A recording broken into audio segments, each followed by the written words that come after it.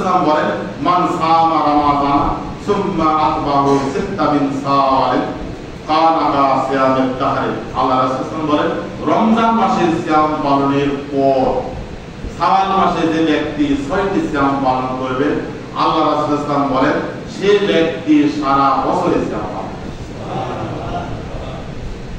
তার মানে এই মেসেজটা আমাদের মা বোনদের দেওয়া হবে যে এই 6টা সিয়াম পালন করলে 1 বছর সিয়াম পালন করলে যে সওয়াব, আপনি মনে করেন সারা বছর সিয়াম পালনরত অবস্থা থাকলে যে সওয়াব আল্লাহ রাব্বুল আলামিন সে আমল সওয়াব আপনার আমলনামায় দিবেন।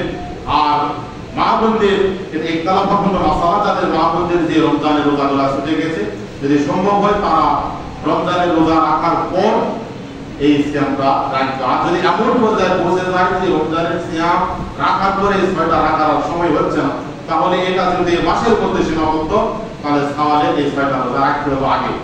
আর হাদিসের ভাষ্য অনুপাতে যেহেতু রাসূল সাল্লাল্লাহু আলাইহি ওয়াসাল্লাম বলেছেন যে ব্যক্তি রমজানের সিয়াম পালন করবে এরপর শাওয়ালের 6টি রোজা রাখবে, তাহলে আমাদের মা বোনের যে রমজানের রোজা কমতি হয়েছে তাহলে এটা আগে রাখতে হবে। আগে রাখার পরে এই 6টা রোজা রাখবে। আমাদের যারা মা বোন রয়েছে আপনারা মেসেজটা দিবেন এবং এই 6টা রোজা আমার মা বোন সহ আল্লাহ পাক আমাদের প্রত্যেককে রাখার তৌফিক দান করুন। সকলেই বলি আল্লাহুম্মা আমিন। ওয়া আখিরু দাওয়ানা আলহামদুলিল্লাহি রাব্বিল আলামিন।